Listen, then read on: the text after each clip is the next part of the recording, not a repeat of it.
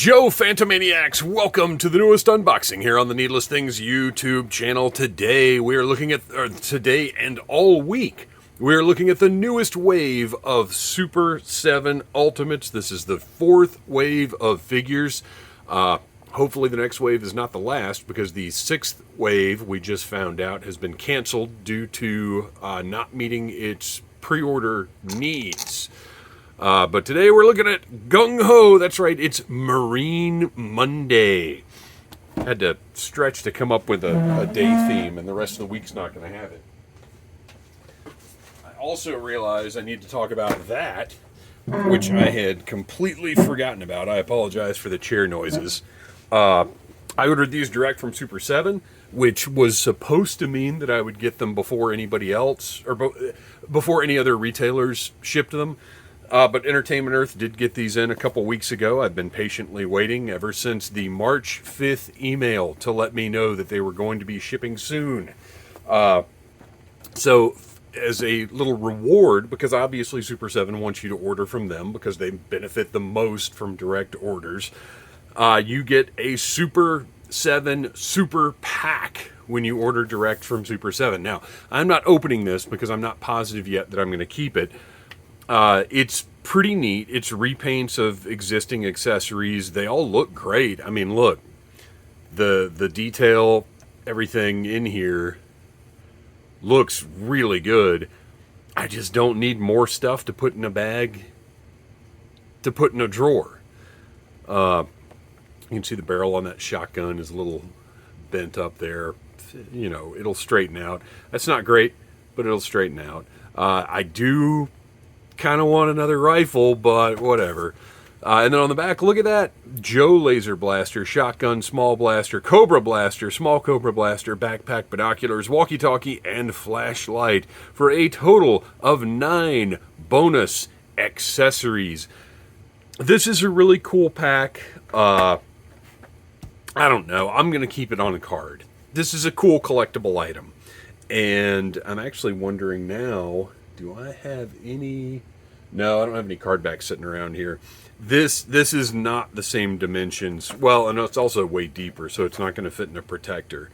But, okay, now I need to know, is this the same dimensions as... It looks smaller. So that's 9 by 6. I don't believe that's the same as a carded figure, but now I've got to go find out. So hang on. Okay, so it kind of looks like it is. The easiest way to find out was just to go grab a protective case and see if it fits. And guess what? It is. Very smart move on the part of Super 7. Oh, but it's too deep. Oh man, it's just a little too deep for the protector. Man, that stinks. I wonder if I can kind of force it a little bit without smushing it too badly. Probably not, but yeah, that's not going to work.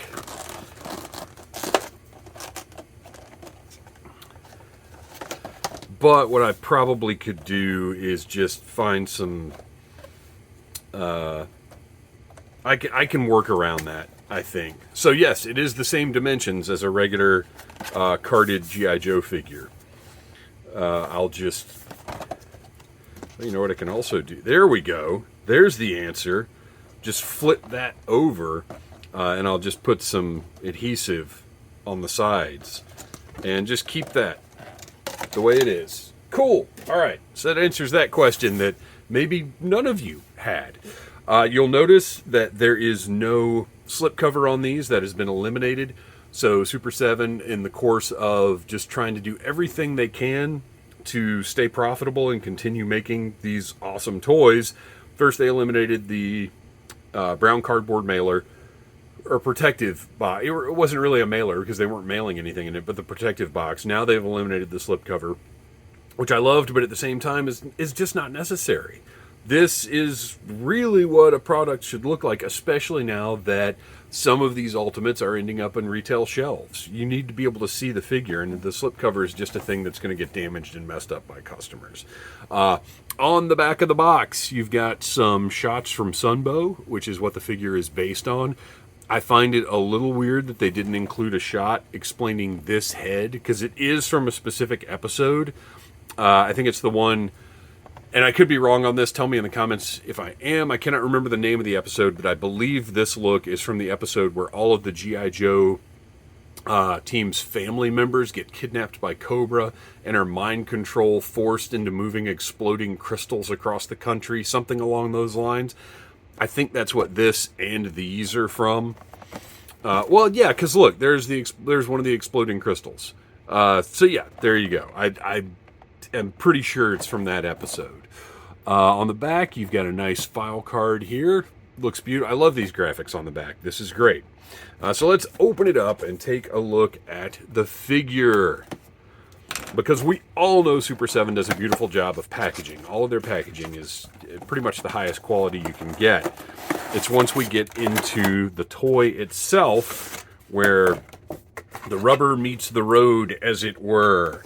And for the most part, I have been very happy with every purchase I've ever made from Super 7, but that's not to say everything is a flawless victory. Beautiful box, which I have been using as the background for every G.I. Joe review I've been doing for the thumbnail. So nice to have that art. Not too glossy. Really beautiful printed transfer or whatever. Got 2 trays protecting all of the accessories here. I'll go ahead and snip through these annoying plastic tabs. I do hate them so.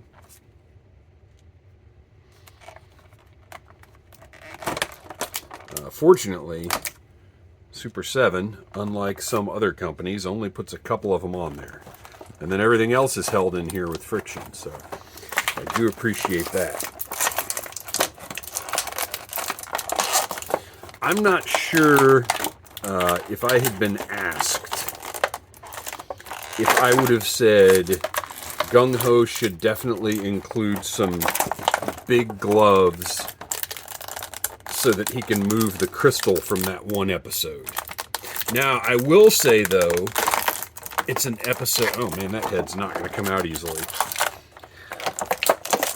It's an episode that does feature Gung-Ho a little more strongly, because I'm pretty sure at the end of the episode, don't some Cobra agents end up back in the bayou with Gung-Ho's family, kind of in trouble, if memory serves. So it is, you know, he does get a little more featured in that one than maybe he does in some other ones.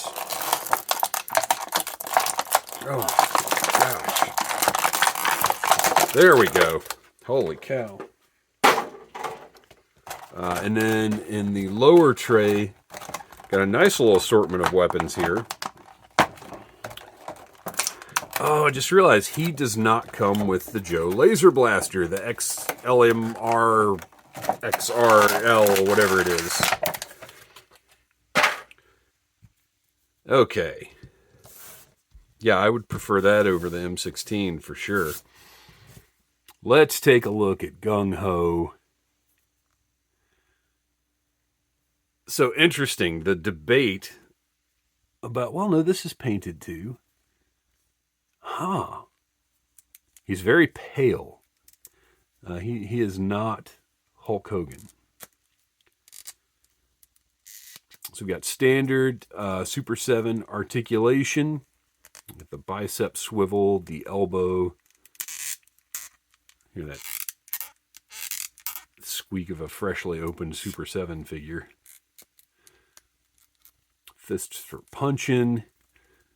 Sunbow colors look great. It's got the nice light blue with the green camo. Everything feels good.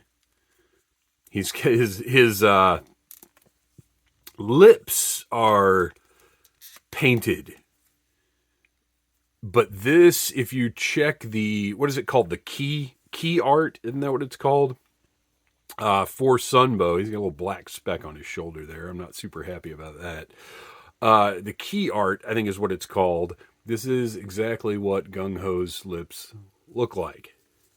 And I mean, it's what they look like in the cartoon, too. It's there's a difficult balance when translating something 2D into a 3D form because his skin looks really great. If you notice, there's actually paint to bring out the musculature and the sculpt there.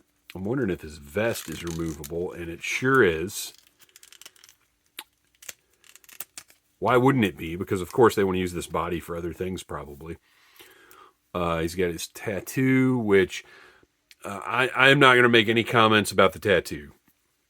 I don't have enough knowledge of Marine Corps licensing, but I feel pretty sure they're not currently licensing their designs out for toys. And that's all we can really say about it. And there is no part of me that wishes this was just not there so that I could put my own custom tattoo on it, because that's not something I would do. And I don't think it's a reasonable expectation of most toy collectors. Yeah, he feels really good. Everything's moving around really nicely. The paint on the camo, well, we need to do a little zoom in here. The painted camo looks good. He looks like Gung-Ho. The vest is a softer plastic. Nothing on it, just blue, as it should be. Then that portrait is phenomenal. Mustache looks perfect. Eyebrows look perfect. I love the hat. Ooh, he does have... What's going on in that cheek there? He's got a little smudge on his cheek.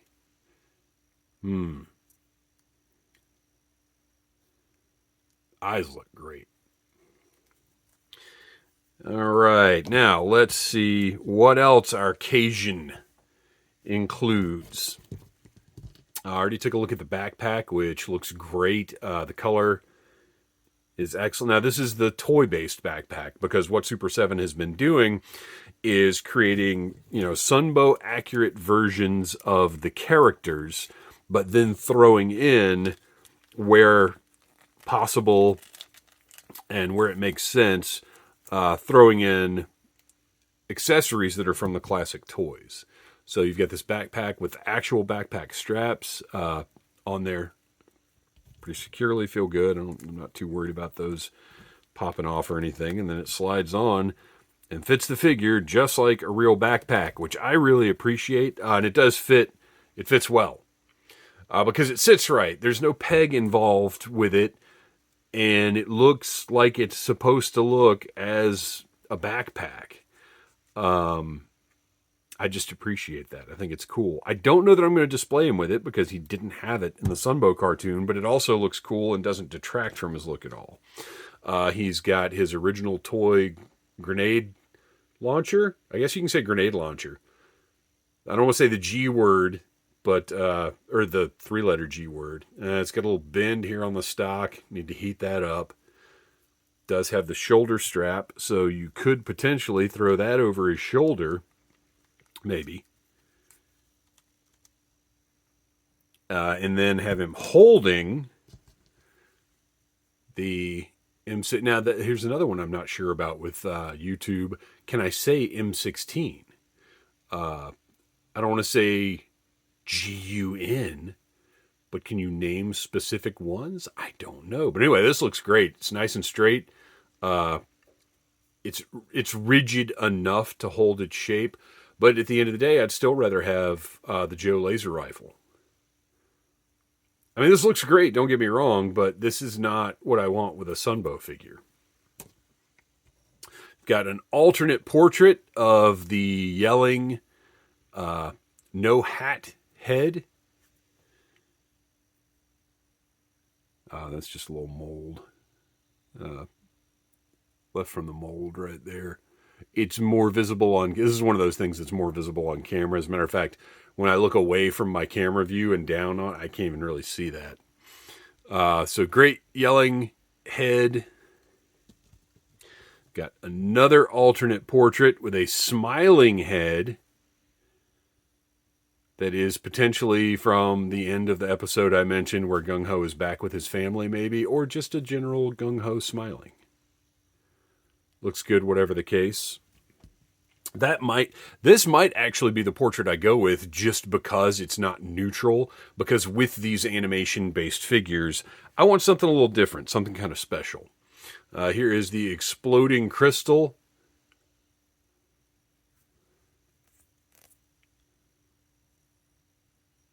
Has a nice shape, a nice non-uniform shape. Looks good. He's got some alternate hands here. Oh, okay, never mind. I know what the smiling head is from. So he's got some wide C-grip hands and then a trigger finger hand. And what the smiling head is for, and this is absolutely how I'm going to display him on the shelf. So let's get the backpack off because we got to do a little head swap here.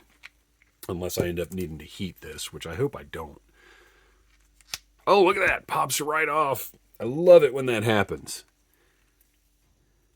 Oh, and he's got a nice flat top of his head, so it's easy to push down. So this smiling head is going to go with, and this is the accessory that I would have specified Gung-Ho needs to have, because he includes a miniature Wolverine model from, I cannot remember which miniseries it was, where Joe is trying to convince Cobra that they're withdrawing from the battlefield. So they have a bunch of models of Joe vehicles. And then Gung-Ho pops up just after they end the transmission. And the hand cannot hold. Gosh, that's disappointing. Okay, that does pop all the way down in there. So he can't actually hold this. This is one of their generic wide C-grip hands, but it can't hold this vehicle. So that really doesn't make any sense at all. They should have just used, I think, oh, you know what? This is a smaller C-grip. So he should be able to hold it. Yeah, okay, good. Sorry, I jumped the gun there. Maybe this is for holding the gigantic crystal, although I think you don't want to hold this without protective gear. I don't know what that super wide C-grip is for. So, I feel like he doesn't come with enough hands, because obviously Super 7 considers the big gloves to be an acceptable set of alternate hands, but they're so specific.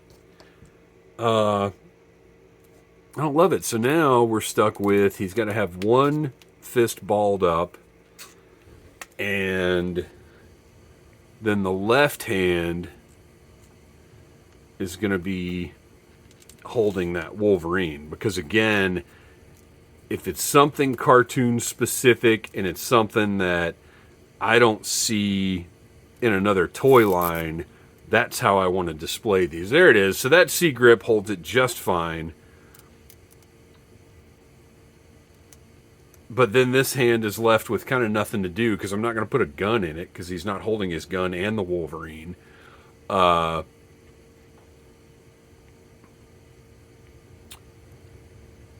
That is great, though. This is the kind of look I want from these Sunbow specific figures. So anyway, there are the gloves. You put the gloves on him and he can carry the crystal. I get it. It's neat, but it's not exciting to me. It's way too episode specific, which I understand this one is too. So I don't even. So whatever. You put in what you like when you're making decisions for a toy line. That's really all you can do. Oh, you know what? I don't know if I've noticed this before. Is this new that these have ratcheting hip joints? I don't feel like my other ones do. Oh, and also worth mentioning, these can sit down. That's why this waist piece is designed differently from other Super 7 products. Most of them have the overlay, but this one is designed with a more open hip design. And I believe it's because at some point they intend or had intended to introduce vehicles into the line. But we'll find out, or we won't. Whatever the case, Super 7 will be at Joe Fest, and I will be assailing them with questions if it is at all possible. So stay tuned to the Needless Things YouTube channel and Audible Interlude, a G.I. Joe podcast, to find out more about that. Thanks for watching. Please like, subscribe, share, tell your friends about Needless Things and Audible Interlude. And until next time, yo, Joe! Smash that like button if you like Needless Things.